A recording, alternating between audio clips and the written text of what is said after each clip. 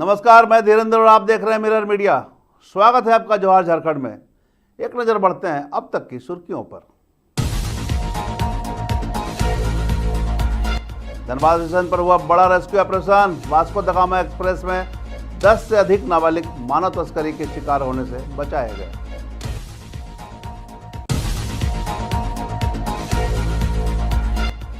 Avneet health care अस्पताल में प्रसूता की गई जान। परिजनों और ग्रामीणों का उग्र प्रदर्शन, सड़क किया जाम।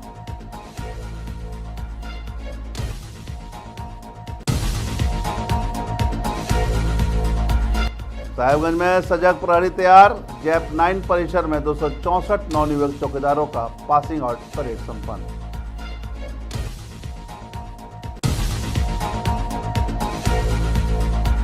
अवैध अतिक्रमण के खिलाफ वासेपुर में निगम का चला बुलडोजर। सड़क किनारे से अतिक्रमण हटाकर मार्ग को कराया गया कब्जा मुक्त।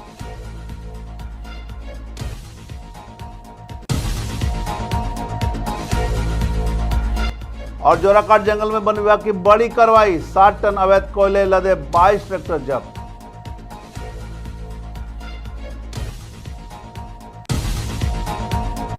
अब खबरें विस्तार से। धनबाद रेलवे स्टेशन पर चाइल्ड लाइन और जीआरपी की टीम ने वास्को द गामा एक्सप्रेस से 10 से अधिक नाबालिग लड़कों को रेस्क्यू किया है। ये सभी नाबालिग झारखंड और बिहार के थे और इन्हें अलग अलग राज्यों में काम कराने के लिए ले जाया जा रहा था। बाल कल्याण समिति को सूचना मिलते ही सर्च ऑपरेशन चलाया गया। CWC सदस्य ममता अरोड़ा ने बताया कि बच्चों को फिलहाल बोकारो में आवासित किया जा रहा है और कानूनी प्रक्रिया पूरी की जाएगी। इस मामले में कुछ तस्करों को भी गिरफ्तार किया गया है, जिससे पूछताछ के बाद तस्करी के उद्देश्य स्पष्ट हो सकेंगे। यह रेस्क्यू ऑपरेशन बाल सुरक्षा तंत्र को तत्परता को दर्शाता है, लेकिन बच्चों की तस्करी जारी रहने पर गंभीर सवाल भी खड़े होते हैं।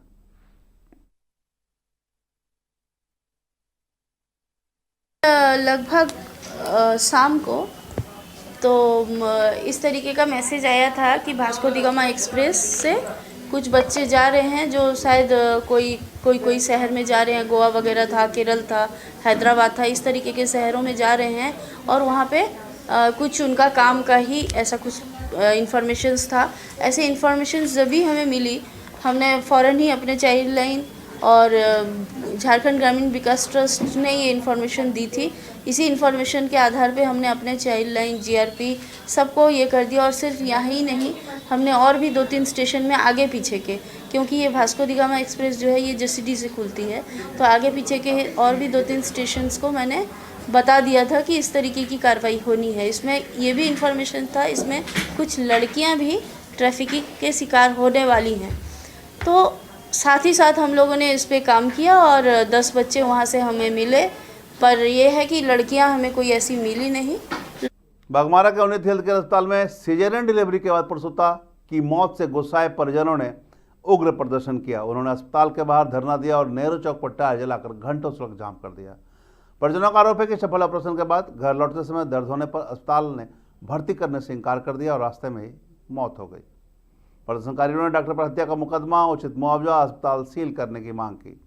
HOD डॉक्टर आशीष कुमार ने मुआवजे की मांग पर कहा कि उनकी खुद की मेंटल स्थिति ठीक नहीं है, 50,000 से ज़्यादा नहीं दे सकते। CO गिरिराज किस्कू ने न्याय का आश्वासन दिया और पुलिस ने मामला दर्ज कर जाँच शुरू कर दी।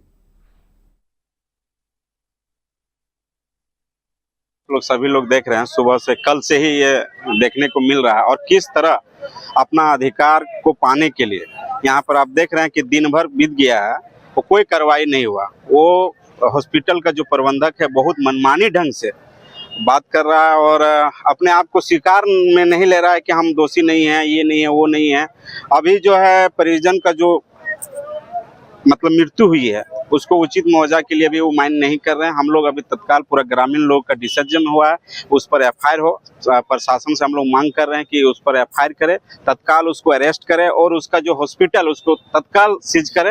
हम लोग यहाँ पे जाम किए हुए हैं, हम लोग यहाँ जाम स्वतः हटा।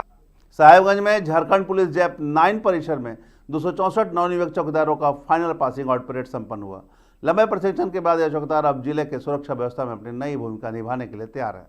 कार्यक्रम में मुख्य अतिथि प्रधान जिला सशस्त्र न्यायाधीश अखिल कुमार, उपायुक्त हेमंत सती, पुलिस अधीक्षक अमित कुमार सिंह और जैप 9 समादेष्टा कुसुम पुनिया सहित अन्य वरिष्ठ पदाधिकारी उपस्थित रहे। अधिकारियों ने कहा कि चौकीदार प्रशासन और जनता के बीच विश्वास का सेतु है। उत्कृष्ट प्रदर्शन करने वाले चौकीदारों को प्रशस्ति पत्र एवं प्रतीक चिन्ह देकर सम्मानित किया गया। सभी लोगों का जो भी यहाँ पर उपस्थित हैं मैं हार्दिक स्वागत और अभिनंदन करता हूँ। आज का दिन इस साहिबगंज जिले के लिए बहुत गौरवशाली पल है। गौरवशाली पल इसलिए है कि लगभग 300 से अधिक का कार्यबल हम लोगों को मिलने जा रहा है। आपके बच्चे ट्रेन होकर किस रूप में निखर के आए हैं। मैं बस 2 लाइन बताना चाहूंगा आपको चौकीदारों को कि आपने सिर्फ 1.5 महीने की ट्रेनिंग की है कुछ लाइन में, बाकी दिन तो आप ड्यूटी में रह गए और आपने बहुत ही बढ़िया परेड किया है और बहुत ही उच्च कोटि का प्रशिक्षण लिया है। इसके लिए पंचायत प्रवर और जो आपके ट्रेनिंग हवलदार है उन्हें बधाई देना। मैं चाहता हूँ कि आप लोग इस दिन को हमेशा पूरे कैरियर में याद रखें। वर्दी पहनना बहुत गर्व की बात है। अवैध अतिक्रमण के खिलाफ धनबाद निगम का बुलडोजर एक्शन लगातार जारी है। मंगलवार को निगम टीम ने वासीपुर आड़ा मोड़ के समीप सड़क किनारे किए गए अतिक्रमण को हटाते हुए मार्ग को पूरी तरह कब्जा मुक्त कराया।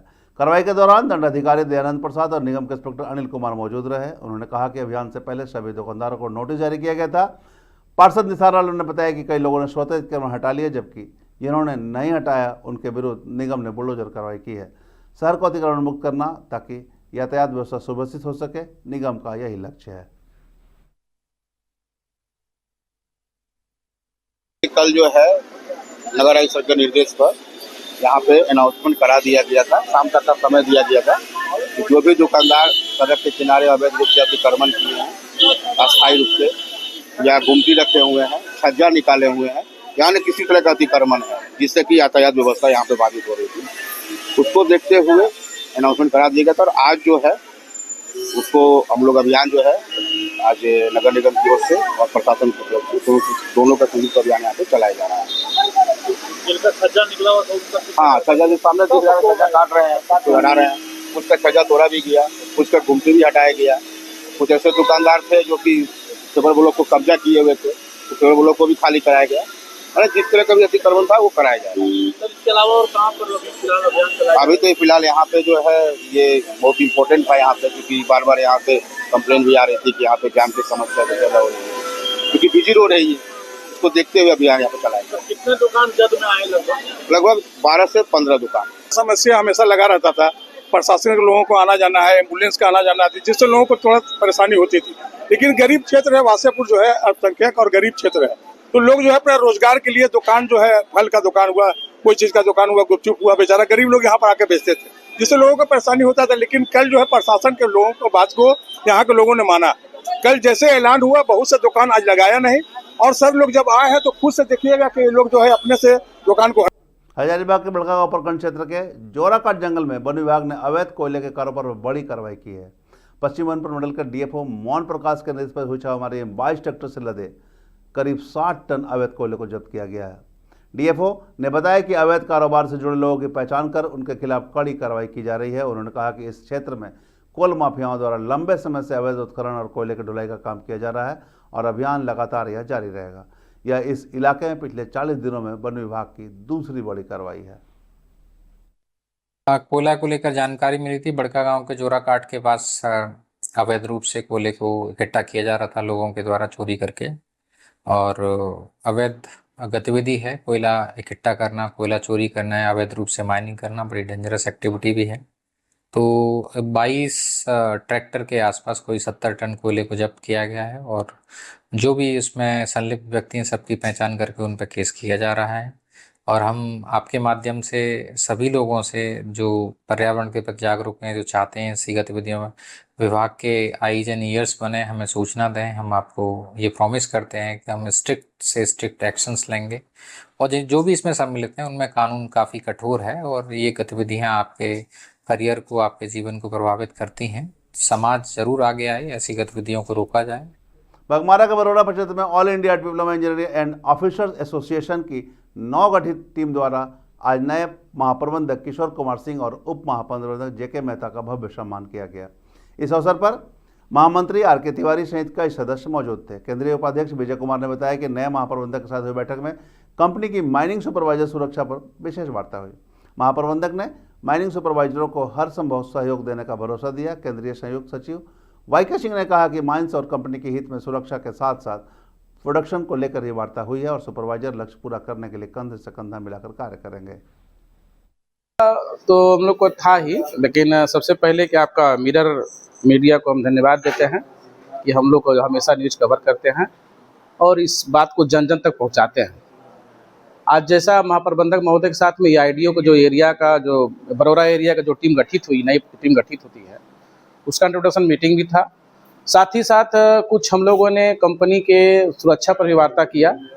हम लोग का जो फोकस रहता है माइनिंग टीम का, माइनिंग सुपरवाइजर का, खास करके सुरक्षा पर, तो सुरक्षा बहुत सारी ऐसी चीज़ें हैं जो छोटी छोटी चीज़ों बड़े अधिकारियों का जहां ध्यान नहीं जाता है उसको हम लोग पॉइंट आउट करते हैं और उसको ठीक भी करते हैं।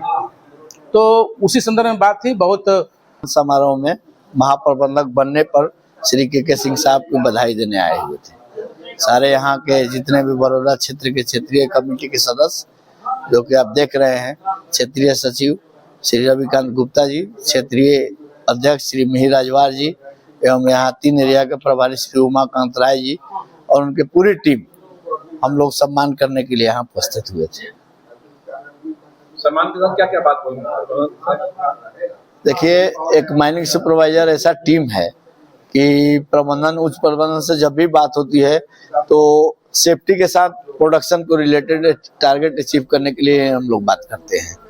धनबाद के 11 प्रखंड अंतर्गत चिरकुंडा के बाबूडंगाल निवासी इंद्रजीत चक्रवर्ती की 17 वर्षीय पुत्री राजनंदी पिछले 4 वर्षों से मल्टीपल बीमारियों से जूझ रही है। आर्थिक तंगी के कारण परिवार उसका सही इलाज कराने में असमर्थ था। उपायुक्त आदित्य रंजन के निर्देश पर सोमवार को जिला बाल संरक्षण पदाधिकारी और चिकित्सकों की एक टीम राजनंदी के घर पहुंची। टीम ने राजनंदी की शारीरिक और मानसिक स्थिति का मूल्यांकन किया और अब तक हुए उपचार का पूरा रिकॉर्ड तैयार किया। उसके पिता इंद्रजीत चक्रवर्ती ने बताया कि बेटी के इलाज में हर महीने करीब 20,000 रुपये का खर्च आता है, जिसे अब वह वहन करने में असमर्थ है। परिवार की आर्थिक स्थिति बेहद दयनीय है और इलाज के चलते उन पर काफ़ी कर्ज भी हो गया है।